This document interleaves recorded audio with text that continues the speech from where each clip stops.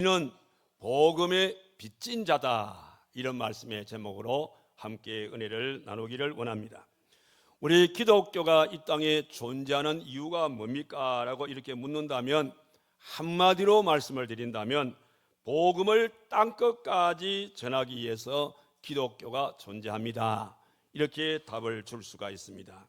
그래서 이 땅에 오신 우리 예수님께서 공생의 사역을 시작하시기 때에 제일 먼저 세례 요한에게 세례를 받으시고 난 다음에 일성으로 하신 말씀이 뭐죠? 회개하라, 천국이 가까워 왔느니라.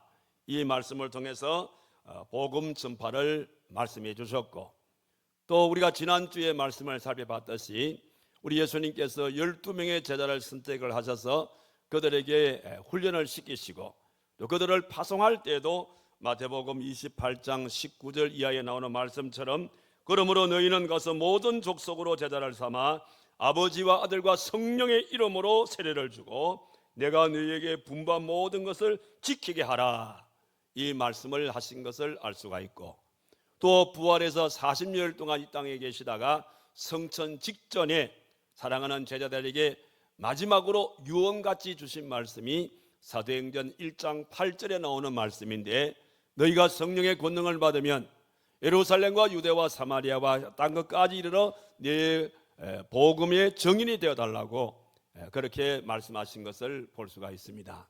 이 말씀에 순종한 120명의 하나님의 귀한 종들이 마가 요한의 다락방에 모여서 열심으로 기도해서 오순절날 성령 충만한 은혜를 받고, 그들이 나가서 주의 복음을 전거해서 초대 예루살렘 교회가 설립이 되었던 것을 볼 수가 있고, 이 복음의 이 불길이 전 세계로 타올라서 오늘 이 대한민국 이 김해 땅에 여기까지 이 복음의 불길이 불어온 것을 우리는 여기서 알 수가 있습니다. 이렇게 평생을 또 주의 복음을 전거했던 사도 바울도 그가 예수님을 만난 이후에 내가 지금 가지고 있는 모든 것은 이제는 다 배설물로 여기고 오직 나는 주의 복음에 진력하겠다, 그렇게 마음에 결심을 하고 평생 동안 주의 복음에 자기 전생애를 바쳤던 것을 우리는 잘 알 수가 있습니다. 이런 사도 바울이 로마에 있는 사랑하는 주의 귀한 종들에게 오늘 읽은 말씀에 나오는 말씀처럼 여기에 14절과 15절의 말씀 보니까, 나는 헬라인이나 야만인이나 지혜 있는 자나 어리석은 자에게 다 내가 빚진 자라. 그러므로 나는 할 수 있는 대로 로마에 있는 너희에게도 복음 전하기를 원하노라, 이렇게 말씀하시면서 자기의 전 생애를 하나님께 드렸던 것을 볼 수가 있습니다. 특별히 바울이 여기에 나는 복음의 빚진 자다, 이렇게 말씀을 하셨지요. 이 빚진 자라, 이 말씀은 헬라어 원문에 보니까 오펠레테스라는 이 말인데, 이 오펠레테스라는 이 말의 이 뜻은 뭐냐면 죄와 의무를 이렇게 기념을 이렇게 동시에 나타내는 겁니다. 내가 죄인이었는데 내가 예수 믿음으로써 구원받게 되어졌고, 구원받은 내가 할 수 있는 내가 주님의 일은 바로 주님 앞에 복음을 전하는 것이다. 그 복음을 전하는 그것이 내 의무라, 이 말입니다. 그런 맥락에서 바울은 나는 복음의 빚진 자라, 그렇게 말씀하고 있음을 보게 되어집니다. 자, 그런데 여기서 바울이 말한 이 빚진 자란 이 말씀 속에는 몇 가지의 뜻이 있습니다. 어떤 뜻이 있느냐면, 여기에 빚진다 이 말의 뜻은 내가 받은 은혜가 크다, 내가 하나님 앞에 받은 은혜가 큽니다라는 이런 의미가 이 빚진 자란 이 말씀 속에 함축이 되어 있습니다. 여러분, 우리 기독교와 다른 타 종교의 차이점이 뭐냐, 우리 이렇게 묻는다면 한마디로 말씀을 드리면 뭐라고 생각합니까? 기독교와 다른 종교의 차이점은 바로 우리 기독교는 은혜의 종교라, 이렇게 말씀을 드릴 수가 있다는 것이죠. 무슨 말씀인가 하니, 우리 기독교는 자기의 노력이나 어떤 조건에 의해서 우리가 구원받은 것이 아니라는 겁니다. 우리가 구원받은 것은 전적으로 하나님의, 우리 주님의 은혜에 의해서, 우리 주님의 은혜에 의해서 우리가 구원을 받은 것이지, 내 노력으로 어떤 조건에 의해서 내가 구원받은 것이 아니라 그 말씀인 겁니다. 그런 연구로 우리가 구원받은 것은 주님께서 우리에게 주시는 선물이라고 그렇게 말씀을 드릴 수가 있는 겁니다. 이와 같은 귀한 선물을 받은 우리들은 그런 맥락에서 우리가 이 은혜의 빚진 자라, 그래서 그 빚을 갚기 위해서 우리가 복음을 증거해야 된다라는 그런 의미가 여기 빚진 자라는 이 말씀 속에 함축이 되어 있다는 것이죠. 그리고 또 하나는 이 빚진 자는 뜻 속에는 뭐냐면 내가 빚진 자이기 때문에 반드시 그 빚을 갚아야 할 의무가 우리에게 있다는 말씀이 이 속에 함축이 되어 있습니다. 우리가 일반적으로 우리 세상 사람들을 나누어서 우리가 얘기할 때에 이 땅에 살고 있는 사람들은 우리가 세 종류의 사람으로 나눌 수가 있어요. 그 첫 번째 종류의 사람들은 되는 대로 살아가는 사람이 있어요. 막 그냥 세월 흘러가는 대로 되는 대로 살아가는 이런 부류의 사람이 있는가 하면, 또 한 부류는 이익에 따라서 살아가는 사람이 있어요. 절대로 손해보는 인생이 아니죠. 무엇을 하든지 간에 자기에게 이익이 되어질 때에 그 일에 임하게 되어지는 이런 류의 사람들이 있다는 것입니다. 또 그런가 하면은 사명에 의해서 살고 사명에 의해서 죽는 이런 류의 사람들이 있다는 것이죠. 오늘 이 본문의 말씀을 기록하고 있는 사도 바울은 이 세 종류의 사람 가운데 세 번째 해당되어지는, 바울은 사명에 살고 사명에 죽는 그런 사람인 것을 볼 수가 있습니다. 왜 그런가 하면 사도 바울은 자기 자신을 생각할 때에 내가 오늘날 다 된 것은 내가 잘나서가 절대 아니다. 하나님께서 나를 뽑으셔서 하나님의 귀한 자녀로 삼아주셨고, 또 부족한 나에게 하나님이 귀한 또 사도의 귀한 직을 주시게 됐는데, 이 귀한 사도의 직을 주게 된 것은 다른 이유가 아니라 바로 하나님 앞에 이 귀한 사명을 통하여서 복음을 증거하도록 하기 위해서 나에게 이런 귀한 사명을 주었노라 라고 그렇게 말하면서 그는 평생 동안 이 귀한 사명을 감당하기 위해서 자기 전생애를 바쳤던 것을 우리는 잘 알 수가 있습니다. 자, 이런 차원에서 볼 때에 오늘 우리들도 우리가 주님의 십자가의 은혜로서 우리가 값없이 공로 없이 우리가 구원받은 우리 모두들인 것입니다.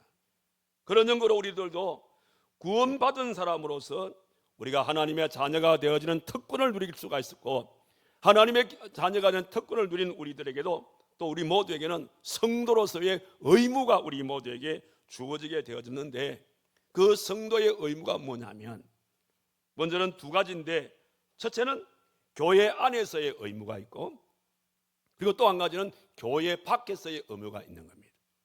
우리 성도가 감당해야 할, 그러면 교회 안에서의 의무는 뭐라고 생각합니까? 교회 안에서의 의무는 일반적으로 볼 때에 우리가 주일을 거룩히 성수하는 것, 이것은 성도의 하나의 의무인 겁니다. 그리고 또 주님 앞에 나온 우리 성도들이 하나님 앞에서 이렇게 예배를 드리는 것, 이것 또한 역시 마찬가지로 우리의 선택이 아니라 의무라 이 말입니다. 물질 생활 가운데서도 하나님 앞에 11조를 드리는 것이 역시 그것도 우리의 선택이 아니라 하나님의 우리에게 주어진 의무란 것을 알 수가 있고, 또 우리가 교회 안에서 성도 간에 서로 교제하고 서로 봉사하는 이런 부분들도 결과적으로 우리 구원받은 성도들에게 주시는 하나님의 의무란 것을 알 수가 있어요. 이런 부분들을 우리가 의무이기 때문에 우리는 교회 안에서 이런 부분들을 잘 우리가 이행을 하시라고 말입니다. 자, 이게 교회 안에서의 의무라면 그럼 교회 밖의 의무는 뭐라고 생각합니까? 교회 밖의 의무는 한마디로 말씀드리면 바로 영혼 구원의 의무라 이 말입니다. 우리가 주의 복음을 전하는 것이 내가 시간이 있으면 전하고 내가 시간이 없으면 안 전하고, 내가 기분 좋으면 전하고 내가 기분 별로 안 좋으면 안, 이게 아니에요. 여러분, 우리가 복음 전파란 것은 우리의 어떤 선택이 아니라 의무이기 때문에 어떤 환경 가운데서도 우리가 주의 복음 전파에 대해서 우리가 소홀히 해서는 안 된다는 그런 사실인 겁니다. 그래서 내가 복음의 빚진 자라는 이 말씀 속에는 이런 우리 성도들의 의무가 이 속에 함축이 되어 있다는 그런 뜻이라 이 말입니다. 그 다음에 또 한 가지는 우리가 복음의 빚진 자라 이 말은 빚을 짓으니까 반드시 갚아야 할 그런 의무인 동시에 그런 다짐이 우리에게 필요하다는 그런 말씀이 되겠습니다. 실질적으로 사도 바울은 다메섹에서 예수님을 빛 가운데 만난 이후에 그가 평생 동안 주의 복음을 전가하게 되어질 때에 늘 그의 마음속에는 이런 마음이 있었어요. 내가 어떻게 하면 우리 주님을 기쁘게 드릴 수 있을까? 우리 주님께서 가장 기뻐할 일이 뭘까? 늘 그런 생각이 이 바울의 내리에서 떠나지를 않았습니다.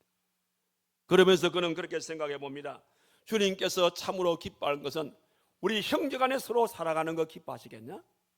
아니면은 내가 교회를 좀 많이 세우는 걸 우리 주님께서 기뻐할까? 아니면은 내가 구제하고 봉사하는 이런 부분들을 우리 주님께서 기뻐할까? 물론 이런 모든 부분들도 주님께서 기뻐하는 요소 중에 하나인 것입니다. 그러나 가장 근본적이고 가장 최고의 우리 주님을 기뻐하게 해드릴 수 있는 것은 뭐냐면 주의 복음 전파라 이 말이에요.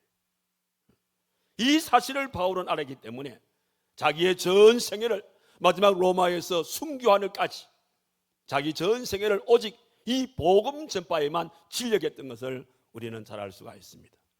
이렇게 복음을 전하면서 바울은 구령에 불타는 그런 마음으로 그런 말 하지 않습니까? 내가 우리 주님이 가장 기뻐하는 것이 복음을 전하는 것인데 내가 복음을 전가하지 않게 되었으면 복음을 전하지 않는 나에게 화가 미칠 것이다. 나는 복음의 빚진 자다. 나는 때를 얻든지 때를 얻지 못하든지 나는 주님 앞에 늘 주의 복음에 진력하기를 원한다.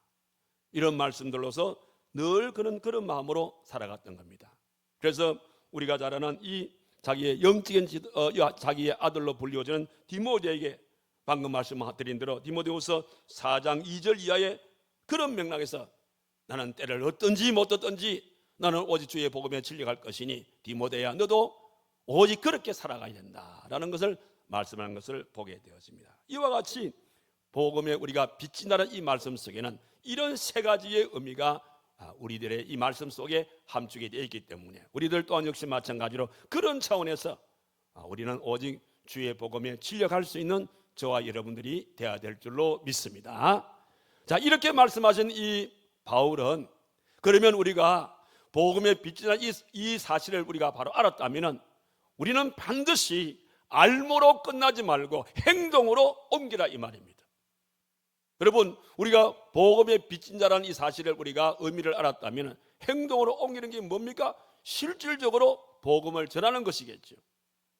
복음을 전하게 되어질 때에 바울은 어떤 방법으로 복음을 전해야 될 것인지를 오늘 이 본문에 크게 두 가지 방법을 제시해 주고 있습니다. 그 첫 번째 방법이 뭡니까? 여기 15절의 말씀을 보세요. 여기 보니까 그러므로 나는 할 수 있는 대로, 이게 할 수 있는 대로 로마에 있는 너희에게도 복음 전하기를 원하노라 이렇게 말했어요. 할 수 있는 대로. 자, 여기에 할 수 있는 대로 이 말은 뭐냐면 대충으로 아니면은 시간 나면은 하고 이런 의미가 아닌 것입니다. 할 수 있는 대로 이 말의 의미는 뭐냐면 힘을 다해라, 최선을 다해라. 더 쉽게 말씀드리면 사생결단적으로 해야 된다는 것이죠. 우리가 사생결단이라고 말할 때 여러분들 더 실감 있게 우리가 이 말을 이해할 것 같으면 여러분들 이 육상 경기에서 100m에 출전했던 이 선수들이 마지막 골인 지점을 향해서 달려갈 때 여러분 어떻게 합니까? 진짜 사생결단적으로 가는 겁니다. 사생결단적으로 골인 대뼈를 끊기 위해서 달려가는 모습을 볼 수가 있어요. 바로 오늘 저와 여러분들이 주의 복음 전가가 이런 자세가 필요한 것입니다. 그냥 덤성덤성이 아닌 것입니다. 시간 나면 하고 시간 없으면 안 하게 되어지고 이런 것이 아니라 이 기간 동안에 하나님께서 우리에게 지난주에 우리 살펴봤지 않습니까? 이 전도의 이 골든 타임을 놓치면 안 되는 거예요. 누군가가 삶의 위기를 만난 사람이 있을 겁니다. 여러분들이 작정했던 우리 태신자들 가운데서 아마 그분들은 자기 나름대로의 인생의 이런저런 위기 속에 있는지도 몰라요. 그 위기를 만난 그분들에게 이 위기의 이 골든 타임을 놓쳐버리면 안 되는 겁니다. 어떤 결과가 나올지는 몰라요. 그렇기 때문에 오늘 저와 여러분들은 할 수 있는 대로, 다시 말씀드려서 사생결단적으로 그들에게 나가서 주의 복음을 전가하라, 그렇게 말씀을 하신 겁니다.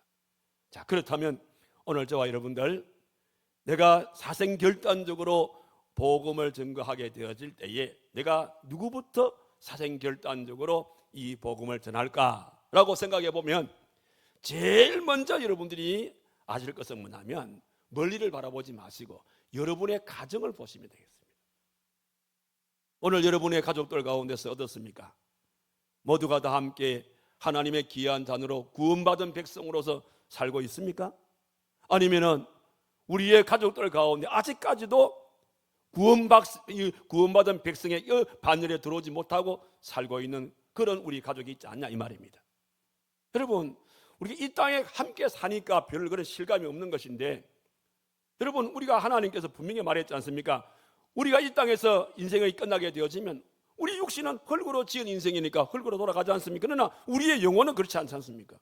우리의 영혼은 죽지 않는 거예요. 그래서 예수 그리스도를 마음의 구주로 영접한 그 영혼은 우리의 영원한 본향 천국으로 우리가 올림을 받아 올라가지만은, 그러나 이 땅에 살면서 예수 그리스도를 믿지 않는 우리의 가족들은 결국은 어디 갑니까? 여러분, 아무리 액을 복걸해도 인정으로 우리가 구원받는 게 아니라 하지 않습니까? 내 노력에 의해서 얻는 게 아니라 하지 않습니까? 예수 그리스도를 마음의 구주로 영접해야 되거든요.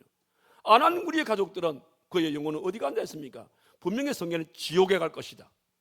영원히 꺼지지 않는 그 지옥 불못에 가서 영원토록 그가 슬피 울며 이를 갈미 있으리라. 여러분, 상상을 해보십시오. 나는 이게 상상만 해도 끔찍합니다. 이 땅에서 평생 동안 같이 살았던 우리 가족들이, 우리는 천국에 가 있는데 믿지 않은 우리 가족들이 영원히 꺼지지 않는 지옥 불문에서 그 고통 속에 사는 그 모습을 본다고 생각해 보십시오. 이렇게 견딜 수가 있겠습니까? 여러분, 우리 그런 마음이 이번에 절실히 필요한 겁니다. 4월 28일은 여러분, 우리 그런 마음으로 사생결단적으로 그를 내가 주님께로 인도하는데 내가 무언들 못하겠습니까? 죄 짓는 일 외에는 다 하시라고. 어떤 서비스를 하시라고. 남편을 구원의 바늘에 세우려면 남편의 요구를 다 들어주시라 이 말입니다. 자식이든 부모든 다 마찬가지입니다. 아무튼 우리 가족들 가운데 아직도 믿지 않는 우리의 가족이 있으면 이번이야말로 우리 가족이 골든 타임을 받고 있구나. 내가 이번에 우리 가족들에게 복음을 증거하지 않게 되어지면 그의 영혼은 영원히 꺼지지 않는 지옥의 불못에 갈지를 모르겠다. 이런 자세를 가지시고 사생결단적으로 그들에게 복음을 전할 수 있는 이번 기회가 꼭 되시기를 바라는 겁니다.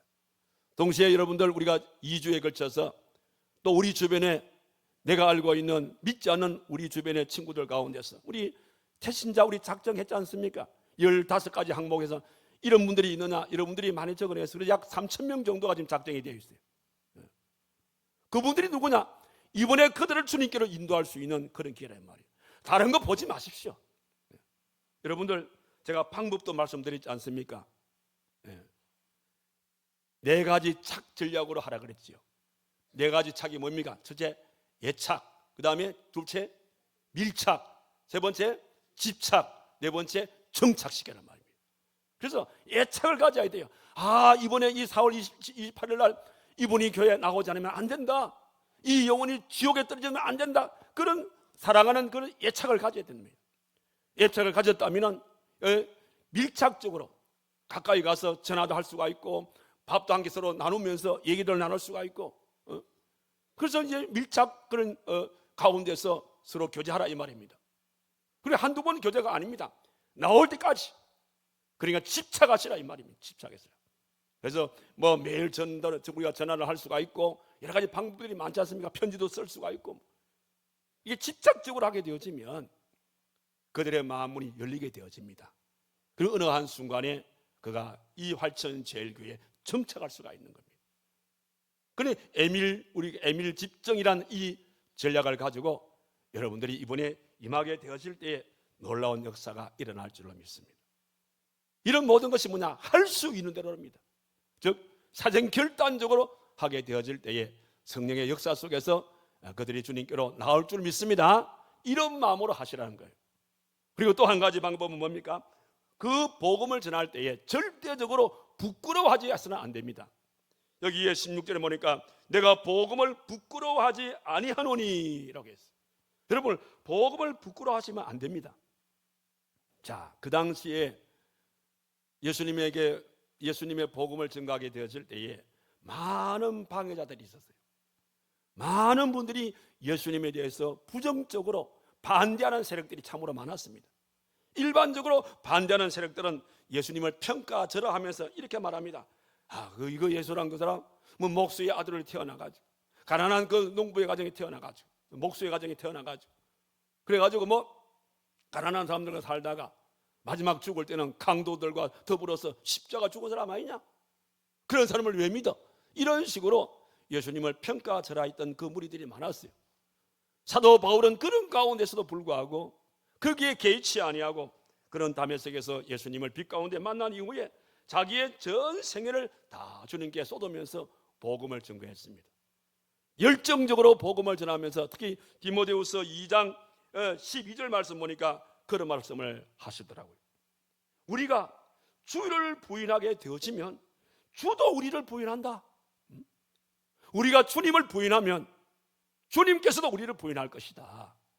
그런 말씀을 통해서 그는 사전 결단적으로 주의 복음 전거에 진력했던 것을 알 수가 있어요. 이런 말씀들은요, 우리 예수님께서도 하셨어요. 우리 예수님께서도 마태복음 10장 32절의 말씀 보니까 비슷한 말씀이죠. 너희가 사람 앞에서 나를 부인하면 나도 하늘에 계신 하나님 아버지 앞에서 너를 부인할 것이다. 이거 얼마나 끔찍한 소리입니까? 우리가 이 땅에서 우리가 하나님을 부인하면 하나님의 나라에서 하나님 앞에서 우리를 모른다고 이렇게 부인할 것이다. 이렇게 말씀을 했습니다. 자, 그런데 우리 주변에 보게 되었으면 모르겠습니다만 여러분들 지금 어떤 마음의 자세를 가지고 있는지 모르겠어요. 어떻습니까? 나도 전도해야겠다. 15일 남았구나. 그런 마음입니까? 아니면은 뭐 하겠지. 뭐 내 아니라도 하겠지.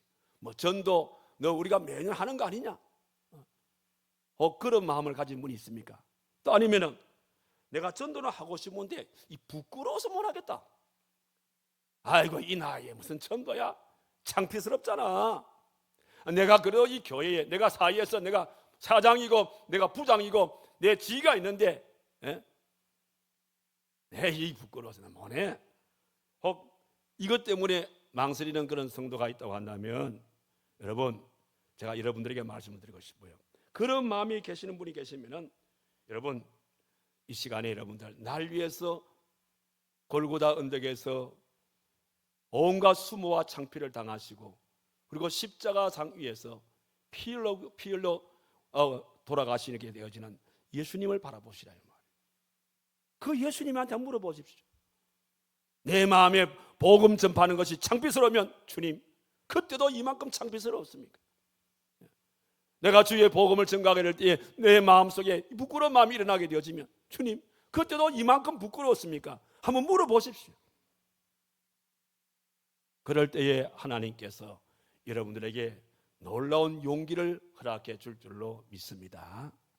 우리가 잘 알고 있는 우리나라에 처음에 이 복음이 들어왔을 때에 선교사들이 한창 주의 복음을 전가하게 되었을 때에 어느 추운 겨울날 바람이 불고 눈보라가 몰아치고 있는 아주 추운 겨울날 어느 한 여선교사님께서 어느 한 지역에 복음을 전하고 다리를 건너서 이제 숙소로 돌아오는 그 시간이었어요. 그 저녁 시간이었는데 돌아오는데 다리를 건너오는데 어디서 얘기 울음소리가 막 들려오는 거예요. 이게 이 추운 겨울에 아니 어디서 이 얘기 울음소리가 이렇게 들려오지? 하고 귀를 가만히 기울여 보니까 그 울음소리가 어디서 나냐면 자기가 지금 건너고 있는 이 다리 밑에서 나는 소리예요. 이 다리 밑에서 얘기 울음소리가 나는 거예요. 이거 웬 소리야? 이 추운 겨울에? 하고는 이 여선교사님이 다리 울음소리가 나는 그 다리 밑으로 내려갔어요. 아유, 그래 이게 웬일이에요? 그 추운 겨울에 한 어머니가 그 시간에 이 얘기를 낳은 거예요. 그 추운 겨울에 얘기를 낳습니까? 그 얘기가 어떻게 했습니까? 그 어머니가 그 얘기를 살리기 위해서 날이 추우니까요, 자기의 입었던 옷을 다 벗어가지고 그 얘기를 돌돌돌 말아가지고 숨만 쉬도록 이렇게 해가지고 그걸 꼭 안은 채로 얼어 죽은 거예요, 엄마가. 이 얼마나 참 이 슬픈 일입니까? 그래서 이 여선교사님이 그렇게 자기 옷을 다 벗어가지고 아기를 돌돌 말아가지고 그 아기를 꼭 품고 운명한 그 엄마의 품에서 아기를 끄집어내가지고 자기 집으로 데리고 왔어. 자기의 양자로 키운 거예요. 그래서 이 아이가 자랄 때는 처음에는 뭐 어린 아이가 뭘 압니까? 나이가 들면서 보니까 우리 엄마 얼굴이 이상해. 엄마 얼굴이 내 얼굴하고 너무 안 닮았어. 그런 마음으로 이 아이가 자란 겁니다. 자라가지고 초등학교를 다니고 이제 중학교에 들어올 나이였어요. 보통 우리 중학교 들어오게 되어지면 사춘기에 접어든다 아닙니까?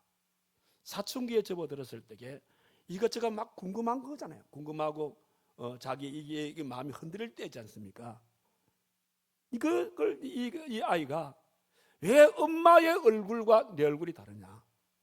그러면 분명히 엄마가 나를 낳지 않았단 말이에요. 그럼 나를 낳은 엄마는 누굴까? 그걸 차마 자기 그 엄마한테 얘기를 하지는 못하는 거예요. 근데 이 선거전을 보니까, 눈치를 보니까 이 아이가 그것 때문에 많이 갈등이 일어나는 것 같이 느꼈어요. 그래서 어느 날 저녁을 먹고 난 다음에 그 아이를 불렀어요.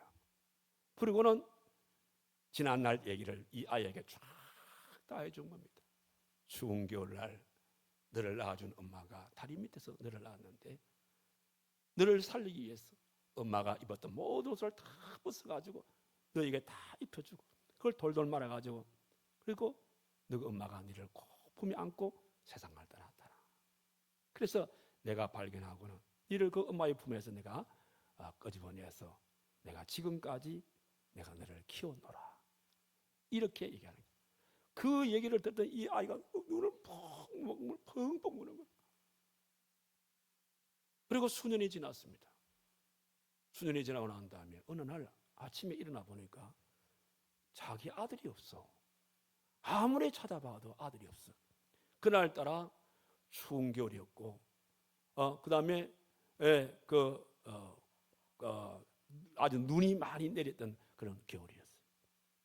찾다가 직감적으로 이 선거사의 머릿속에 우리 아들이 혹 거기 갈 수가 있겠지 하고는 어디 갔겠습니까? 그 아이를 낳아준 그 친엄마의 묘지였습니다. 아니나 다를까 그 자기를 낳아준 엄마의 그 묘소에 가니까 그 추운 겨울에 이 아이가 자기 옷을 다 벗어가지고 그걸 산소에다가 그걸 다 덮어주고 그리고는 그 앞에 무릎을 꿇고 펑펑 울면서 엄마 나를 낳아줄 것들은 이만큼 추웠어요. 이만큼 추웠어요. 그러면서 이 아이가 펑펑 울고 있다는 사실인 겁니다. 여러분, 우리가 주의 복음을 전가할 때에 이 아이의 심정으로 복음을 전해야 돼요.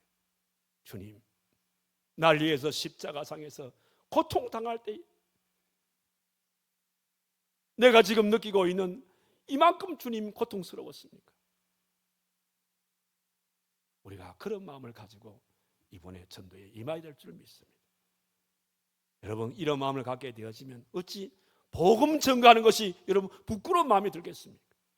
앞서 말씀드린 대로 복음을 전하는 것이 창피스럽다, 부끄럽다, 용기가 안 난다, 이런 마음이 드시는 분이 계시면 날 위해서 십자가상에서 피 흘리고 못 받고 고통당하시는 그 주님의 모습을 우리가 마음속에 새기면서 순간순간 주님, 그때도 이만큼 창피스러웠습니까?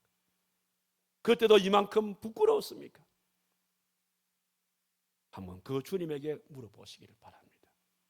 그래서 오늘 저와 여러분들이 우리에게 주신 이 귀한 것은 주님의 지상 최고 최대의 명령이라 그랬잖아요. 주님의 마지막 유언 같은 말을 했어요. 그래서 이번 4월 28일 날 절대적으로 여러분들 군중 성도의 모습을 보이지 마십시오. 우리는 다 주님의 제자 성도들입니다. 제자 성도이기 때문에 제자 성도는 이 귀한 잔치날 절대로 혼자 나올 생각하지 마십시오. 혼자 나오면 나는 제자 성도가 되고 싶지만 주님을 인정해 주지 않습니다. 제자 성도는 말로 제자 성도가 되는 것이 아니라 행동으로 보여줄 때에 제자 성도가 된다고 말씀을 드렸어요. 누구의 손을 잡고 오시든지 간에 이번 남은 이 15일 동안은 열심을 다해서 주의 복음을 증거해서 반드시 여러분, 내가 제자 성도로 지금까지 살아왔고 앞으로도 제자 성도로 살겠습니다는 것을 여러분들이 행동으로 보여줄 수 있는 4월 28일이 되기를 바라는 겁니다. 이렇게 열심으로 주의 복음을 증거하게 되어지면 우리 주님께서 오늘 이 말씀 보니까 어떤 복을 주신다고 했어요? 여기에 17절의 말씀 보니까 뭐라 그랬습니까? 복음에는 하나님의 의가 나타난다 그랬어요. 복음에는 즉 주의 복음을 증거하는 자에게는 하나님의 의가 나타난다. 여기에 하나님의 의란 것은 무엇을 말하는 겁니까? 복음을 전하게 되어지면 모든 불의가 떠나가게 되어지고 죄인이 회개하게 되어지고 나가서 의롭게 되어지는 그런 역사가 일어난다. 이게 바로 하나님의 의가 나타난다. 이런 의미 말씀이 되겠습니다. 다시 말씀을 드리면 예수님이 내 속에 들어오게 되어지면 내가 뒤집어지게 되어지고 새 사람이 된다는 것이고, 예수님이 내 가정에 들어오게 되어지면 우리 가정이 변한다는 말씀이고, 예수님이 역사 속에 들어오게 되어지면 역사의 판도가 바뀌어진다, 이런 말씀의 의미가 되겠습니다. 그러니까 슬픔과 절망과 고통이 사라지게 되어지고 기쁨과 희망과 생명의 역사가 예수 그리스도를 믿게 되어지는 우리들에게 나타나게 되어지고, 내가 그런 귀한 축복을 내가 너희들에게 주겠노라, 그렇게 말씀을 하셨고, 또 하나의 축복은 다니엘서 12장 3절의 말씀에 보니까 별과 같이 빛나는 복을 주겠노라 그랬어요. 여기 별이라는 이 말씀의 의미는 희망과 영광과 성공을 의미하는 것입니다. 부자가 되는 길인 것입니다. 주의 복음을 증거하는 자에게는 이와 같이 희망과 영광과 성공과 부자가 되는 이런 아름다운 축복들을 이번 계기를 통해서 내가 너에게 안겨줄 것을 말씀해 주셨습니다. 그런 연고로 오늘 저와 여러분들은 바울의 고백처럼 주여 나는 주님 앞에 복음의 빚진 자입니다. 복음의 빚진 자이기 때문에 이번 계기를 통해서 사생결단적으로 주의 복음 전가하겠습니다. 어떤 경우에도 내가 주의 복음을 부끄러워하지 않고 담대하게 주의 복음을 전가하겠습니다. 그리함으로 하나님의 의의 복을 받게 되어지고 별같이 빛나는 축복받는 이번 계기가 저가 되기를 원합니다. 우리 그런 마음을 가지시고 남은 12월 동안 주님 앞에서 최선을 다해서 많은 영혼들을 주님께로 인도해서 오늘 약속하신 하나님의 의의 축복과 별같이 빛나는 이 놀라운 축복을 함께 누릴 수 있는 저와 여러분 되기를 주님의 이름으로 축원합니다. 기도하겠습니다. 거룩하신 살아계신 하나님 아버지, 우리 활천 제일교회를 사랑해 주시고 4월 28일 총동원 전도 50일 큰잔치를 허락해 주시며 오늘까지 이런 영혼 찾기에 최선을 다하는 아름다운 삶을 살도록 도와주심을 너무나도 감사를 드립니다. 이제 남은 기간 15일 남았습니다. 이 15일 동안 우리가 어떤 자세로 임할 것인지 오늘 말씀을 통하여 우리는 하나님 앞에 복음의 빚진 자의 모습으로, 그래서 우리의 주변에 아직도 주님을 알지 못하는 우리의 가족, 우리의 이웃들에게 주의 복음을 증거할 때에 사생결단적으로 주의 복음을 증거하게 하시고, 복음을 증거하다가 혹이라도 창피스러운 생각, 부끄러운 생각이 들 때에 날 위해서 십자가상에서 고통당하신 그 주님의 모습을 바라보면서 주님 그때도 이만큼 창피했습니까? 주님 그때도 이만큼 부끄럽습니까? 라고 우리가 반문하면서 열심을 다해서 주의 복음 증거해서 수많은 영혼들을 주님께로 인도함으로써 하나님의 의가 나타나는 복을 받게 하시고 별같이 빛나는 축복을 우리 모두가 함께 누릴 수 있는 이번 기회가 되도록 하나님이 크게 축복하여 주시옵소서. 예수님의 이름으로 기도하옵나이다. 아멘.